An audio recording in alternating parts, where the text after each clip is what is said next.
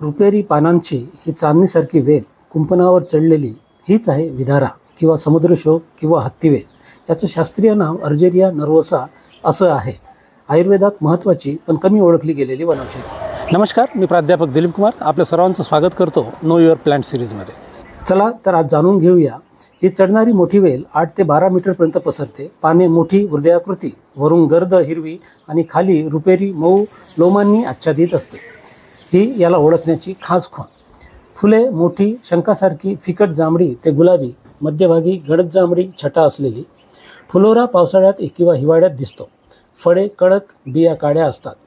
यांचे मुळांचे पारंपरिक वापराचे उल्लेख आढळतात, जे शरीर दुर्बलता, स्नायुदुखी, वातव्याधी, संधिवातात, काही भागात स्मृतिवर्धक, हृदयबल्य म्हणूनही मान्यता आहे.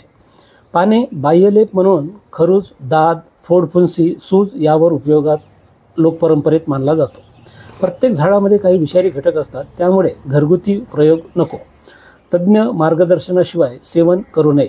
जबाबदारीची सूचना म्हणजे ही माहिती शैक्षणिक आहे. औषधी वापरांसाठी वैद्य, आयुर्वेद चिकित्सकांचे मार्गदर्शन घ्यावे.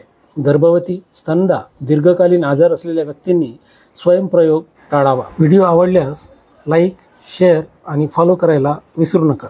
धन्यवाद.